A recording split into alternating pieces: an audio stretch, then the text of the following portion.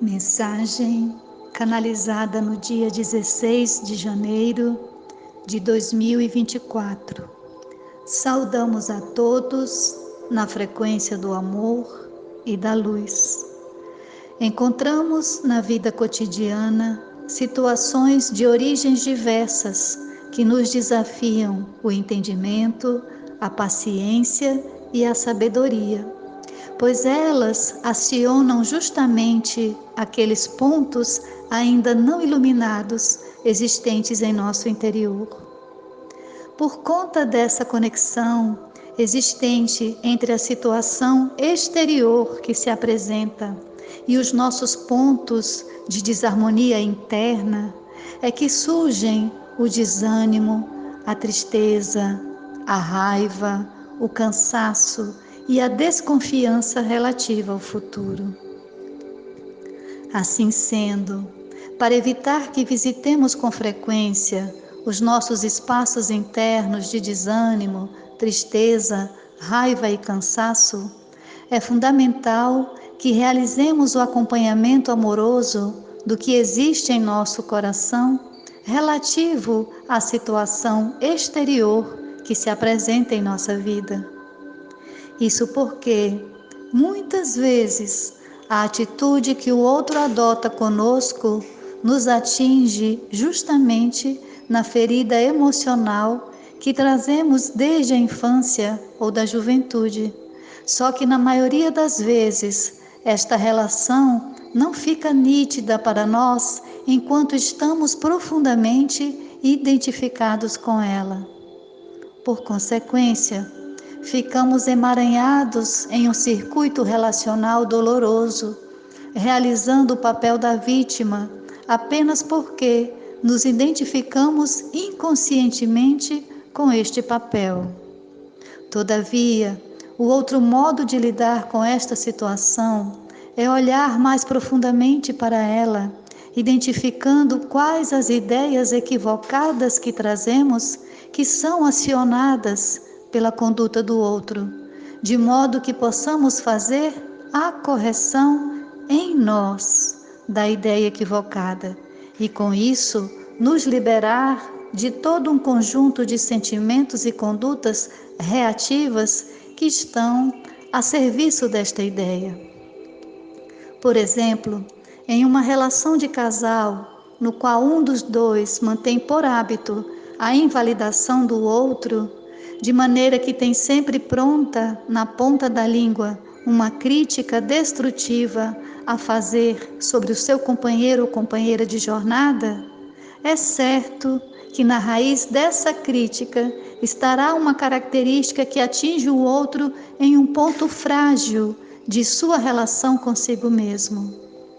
Dessa forma, aquele que recebe rotineiramente as críticas, as provocações e os comentários maliciosos de outra pessoa, no mínimo, recebe o convite da vida para fortalecer a sua autoestima e para não esperar validação exterior e reconhecimento por seus atos.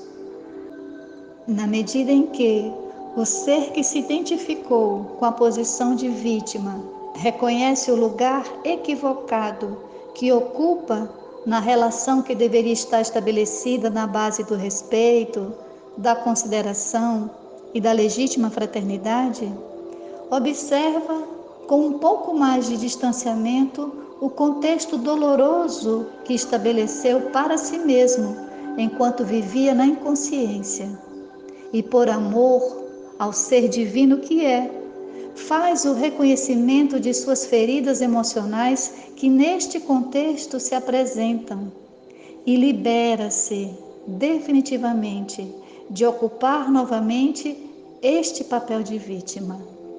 Observemos que o que acontece primeiro é o resgate do ser ferido que se coloca na relação como alvo fácil para as manifestações inconscientes e reativas do outro. Na medida em que o ser reconhece a ideia equivocada de menos-valia que traz consigo, substitui este equívoco pela verdade sobre o ser divino que é, e não se permitirá mais ocupar o lugar de vítima em nenhuma relação, pois reconhece o seu protagonismo, a sua força, a sua coragem e a sua capacidade de estabelecer relacionamentos pacíficos e equilibrados. O ser que antes se colocava na posição de vítima transmuta a sua energia, a sua identificação na relação. Atua com consciência, diz o que pensa e o que sente sem precisar ferir o outro, apenas apresentando a verdade que existe em seu coração. Ele não discute, pois compreende que durante a discussão calorosa ninguém escuta ninguém.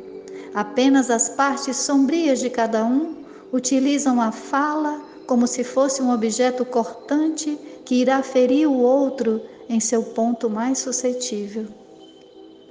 Este contexto é o contexto conflituoso do qual se alimenta o ego e não representa em nada o que temos de melhor para oferecer às pessoas com as quais nos relacionamos. Acontece que não somos o ego, não somos a armadura, somos, em essência, o coração do cavaleiro que se encontra dentro da armadura. É a este coração repleto de amor que buscamos dar passagem neste momento. Para isso, começamos interrompendo o fluxo inconsciente de condutas reativas que nos mantém aprisionados em relações conflituosas. Observemos que não estamos em conflito com o outro, estamos em conflito com a nossa porção que o outro representa. Por isso, é importante realizar o resgate do ser que se encontra ferido e machucado, o qual o outro revela com sua conduta provocativa. Quando curamos a ferida original, por meio do entendimento, da aceitação e do perdão, nos liberamos de ocupar o lugar doloroso que o outro nos convida a entrar, sempre que entre nós se estabelece o conflito. Imagine uma cena na qual ouvimos uma determinada pessoa falar conteúdos que não são verdadeiros ao nosso respeito. Essa situação nos impacta pelo conteúdo em si que foi veiculado ou pela má impressão que deve causar nos outros. Como não se trata de uma verdade, em tese, não deveríamos nos preocupar com o conteúdo. Porém, se o conteúdo nos afeta, é interessante que observemos como e por que ele nos afeta, ou seja, o que ele revela sobre as preocupações que temos na vida. Por outro lado, se ficamos mais preocupados com a repercussão que o conteúdo causará na comunidade da qual fazemos parte, esta é uma boa oportunidade para exercitarmos a liberação da falsa necessidade da aprovação e da validação alheia, pois este também é um equívoco que trava o nosso processo evolutivo. Transitamos pela vida buscando alcançar autonomia e autocontrole, e quem vive aguardando aprovação exterior não consegue alcançar a autonomia, pois vive à espera de que seus atos sejam validados por outro. Com isso, está estabelecida a dependência emocional.